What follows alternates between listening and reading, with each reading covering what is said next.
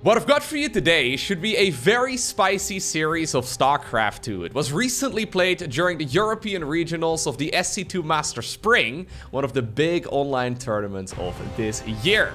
Now it turns out our Zerg player, who goes by the name of Bly, in that tournament he didn't just face off against Klim, considered to be the best Terran from Europe, he's also gone up against the greatest Protoss player from the server, who of course goes by the nickname of MaxPax. Now, don't get me wrong, I've got a feeling this is going to be an incredibly hard match for Bly, especially since he says that he is pretty much retired from the game, but I'm a big fan of his strategies, and there's no denying that usually he goes for some weird stuff. And apparently, I mean, we're already on a map called Dynasty, very strange game number 1 for a best of 3 series. Okay. Sure. This is that map with the golden mineral line that you can very easily acquire here, and you know what? I think that's exactly what's going on here. This is a little bit funky from Bly. He's immediately rallied on top of the rich Vespian Geyser. It turns out MaxPax is expanding over here on the other low ground. Very commonly do we see Protoss players walling off on the high ground with a quick golden mineral line right over here. That would have been countered pretty hard here. I think what Bly is ultimately opening up with is a Spinecrawler rush. Now, sadly for him, his opponent is taking the base on the other side. So, it's not going to happen. He's scouting around. MaxPax is checking for any natural expansion. He hasn't seen it. He does spot the timing right there of the spawning pool. And that's a big indicator that there is a hatchery building somewhere. Yeah, he's going to start checking here. He wants to make sure that there's no proxy hatch. I mean, that would be a scary spot right up there too, but he can't cover all of his bases very easily. Okay, he's going to stumble upon this hatchery. Yeah, he's gonna see it right now. Okay, so Bly, I don't think he's gonna be able to do much with this base, other than maybe take the rich Vespian Geyser, but that makes it a very expensive expansion. Oh, we're still gonna make spines, apparently. Right now he sees it with the scouting overlord here, and that must mean that... I mean, yeah, I was gonna say, the spine crawlers here are nice, but he's gonna confirm that indeed, sadly for him, he's done his homework, because normally MaxPax does like to take this base, but sadly right here for Bly, sadly right here for the StarCraft 2 fans, that golden mineral line was not the one that MaxPax had his eyes set on. So, his consolation prize will be a rich Vespian Geyser, which returns 8 gas a trip, assuming he can get it up and running, because... it is not looking very likely at this point. I'm wondering actually if MaxPax should have just sent those units straight across the map. He's just trying to buy a little bit of time. Goes into the Twilight Council. That's a funky one too. Normally we would see a Stargate here pretty much every single time. Zealot?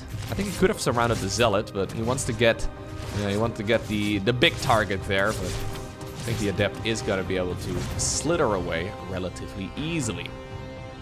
Okay.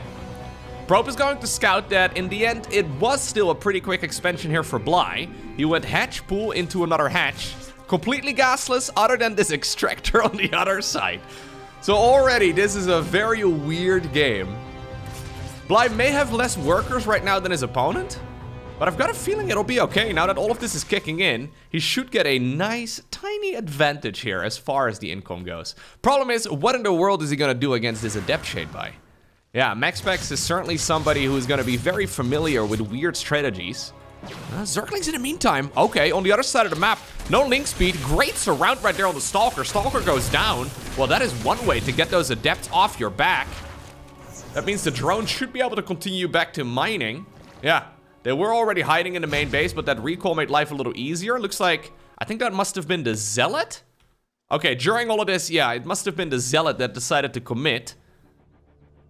That Zealot was a little bruised still from the earlier fight that he actually had against that queen.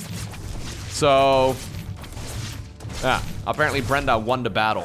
So this is right as those Adepts recalled, that is the Zerglings ran into the main base. Should be a nice little scout right here for Bly as well, who would see right now that this, I mean, assuming he runs the links on over in that direction, there you go. He will see that it's going to be a Twilight Council follow-up. Glaive Adept. Very tricky upgrade to have to deal with right now as the Zerg player. Roachwarren starts up because of it, so MaxPax is going to be able to get those glaives on the Adept, right? So they're basically going to fire about 40% quicker, which is very significant. And considering how disconnected everything Bly has here is, it's I wonder if he should have positioned the hatch over there. He would have been able to make use of both of the golden mineral lines, but he was hoping for the Spinecrawler rush, I guess.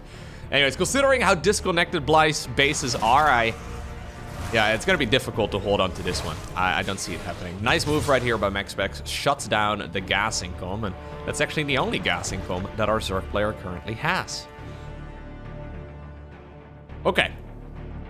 Prism coming up. Keep in mind that MaxPax is still just on 2 bases here. We're 5 minutes in. These adepts, by the way, are getting in a ton of damage. Oy, oy, oy. Yeah, that's actually too much damage. Killing 12 drones just like that? Tremendous. I mean, I guess it was 3 drones on the other side of the map, but still incredibly effective. And now suddenly we have glaive adepts into Dark Templar on the back of this. Bly is remining some of the rich gas right over there, but I honestly wonder if he's going to have enough stuff right here to defend at home. MaxPax has successfully recognized that he doesn't really need another expansion himself, although he could certainly take the golden mineral line if he really wants to. It's just difficult because Spinecrawlers would still be a risk. There's still a bunch of creep over there, so effectively this is now turning into a 2-base all-in here from the Protoss. Problem here, though, for Bly is that he is, yeah, heavily outmined. He may have had a slight edge there when he first had his golden mineral line kick in. But ultimately, right now, about 1,200 resources or more, or 1,200 resources more or so, are being mined a minute here for MaxPax, which is a tremendous advantage. Soon there's going to be a huge tech lead, too, because Dark Templar will not really be expected. There are spores coming up, so I mean, maybe Bly could actually hold on. There's one spore crawler over here at home. The problem here for the Zerg is that he doesn't have a lair. And without a lair, you can't actually make an overseer. And without an overseer, you don't have any mobile detection. Dark Templar are going to be dropped off right over here. Now, not all heroes wear capes, but these bad boys certainly do. He will find the Spinecrawler, I guess. Yeah, lair is going to finish up here as well in about a minute. I think you just kill that natural expansion, and you call it a day.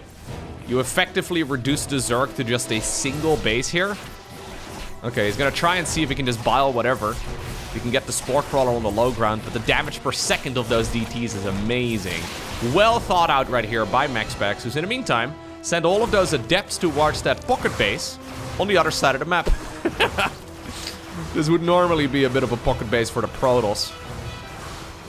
He's got it still available. Those golden minerals are still good.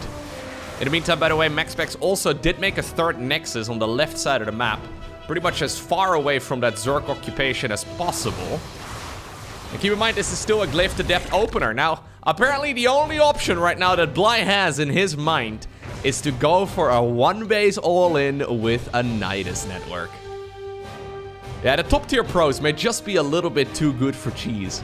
You can tell that it's really close to working, but you can also tell that players like Clem, players like MaxPax are just ridiculously good at playing StarCraft.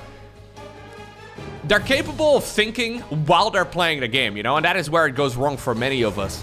You try your very best to play a normal game of StarCraft. Usually you're pretty good in that department, right? Just playing a normal game. All right, you can practice that, but these type of games are just ones that you never really come across very frequently. So even though, technically speaking, you have all the tools to deal with what your opponent is throwing at you, it is much easier said than done. What are we going to use the Nidus Worm for, by the way? I'm not even entirely sure. We can bring 2 queens towards the other side of the map, but I think instead Bly is just trying to re-expand. He's recognizing that there's really no way for him to get damage done on the other side of the map, but the problem here is that I also don't see what he can do against the 2-base push from the opponent. Now, the Overseer does have vision of the other side of that mineral wall. This is within that bucket base of the Protoss. Currently, the entire Protoss army is on the other side of the map, other than a single Stalker in the wall of. The thing is, though, there are still Dark Templar that he can warp in, and I think MaxPax should be able to defend relatively easily, although there is an Overseer that was providing detection. You know what, that is still a formidable Zerg army, but there is no way he's going to be able to deal damage on the other side of the map, while also defending here at home. So, I think the entire main base of the Zerg is going to be gone here in the blink of an eye. Recall can be used and will be used right now on about half of the units. I think that's quite clever because that means he already force-fielded some of those units out of the natural expansion too. But he's left the Zealots behind to continue dealing damage. Turns out that was a one-way trip. Drones, I mean, they're unloaded inside of the main base right now. Still making this look like a surprisingly close game. One of the Immortals falls. Second Immortal also taking a beating, but ultimately, there is just way too much stuff right here for MaxPax. And it's indeed our Protoss who obtains the victory in game number 1. Alrighty, our second game for today, it takes place on the map Amphion. I kind of miss these strategies being played more frequently. It is really fun to watch. I guess one of the downsides of StarCraft 2 being as mature a game as it is, right? This game has been around for like a decade and a half now. There's just this massive amount of collective information out there where pro gamers have been able to study this game for such a long time too, and have been able to think about all of these different things for a very long time. Back when the game first released, as by the way, game number 2 in the series is on Amphion. That's also really funky. Anyways, when this game first released, and nobody really knew exactly what the quote-unquote standard was, right? And what would be good across the board. These build orders from Bly were incredibly effective. They still are. Just to clarify, if you are a ladder hero, for example, and you don't play against somebody like MaxPax regularly, you probably don't, right? Let's be real. If you are playing, you can easily make these strategies work up until probably like mid-Grandmaster League, pretty much all the time. And I think most of us, reaching mid-Grandmaster League, I mean, that is... If the sky is the limit, that is the sky. You know what I mean? Like, that is already something that is incredibly difficult to pull off. And it does show us that there is still a lot of unexplored territory of StarCraft 2, as Bly has decided to go for a good old proxy hatch. This is a double hatch before pool, because he's taken his own natural expansion first, and now he's taken his opponent's natural expansion next.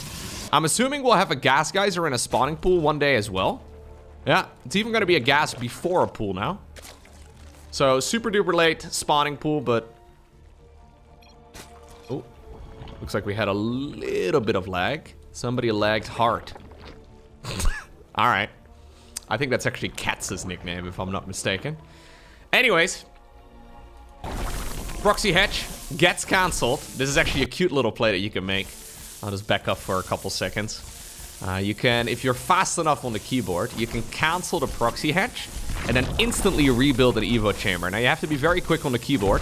You have to be centered right in the middle of that hatchery too when you hit the cancel button, because only for a few seconds there does it leave that 3x3 square behind to actually place down one of those Evo chambers. Obviously the Zealot here in this case would also instantly be stepping in the direction of the drone.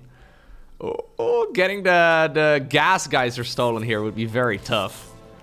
But MaxPax was on top of that too. He's got one of his probes on idle, blocking the opponent from ever taking that Vespian geyser right now. Yeah.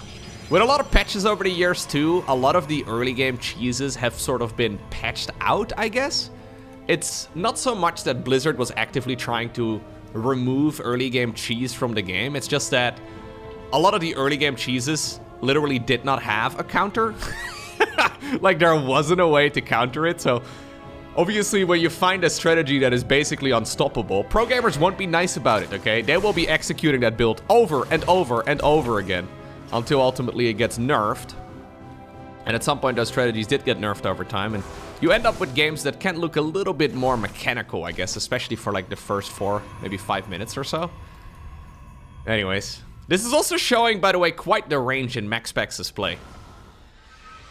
MaxPax still, as far as pro gaming goes, relatively new to the StarCraft 2 scene. It's been a few years at this point, but according to his Wikipedia, he's only 19 years old right now.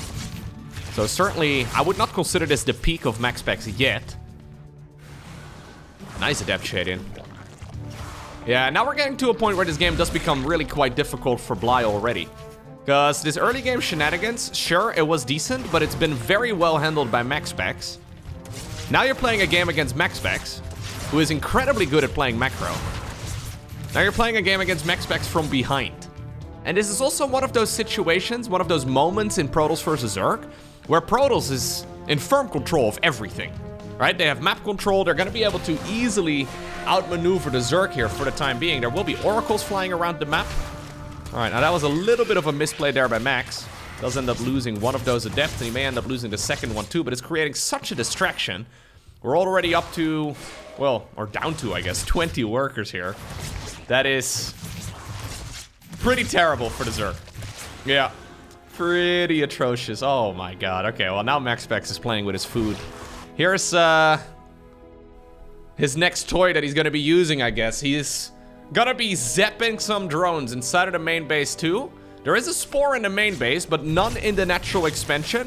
MaxPax has figured that there's probably going to be a spore up there, so decided to step by in the natural. Or stop by, rather, in the natural. Goes back down to the natural, because he's seen that there's no spore there. In the meantime, the Adepts and the Zealot here have been going to town. They have been microed very cleanly as well, it seems, because they just do not have a lot of hit points lost. And just like that, MaxPax shuts it down, looking as dominant as ever.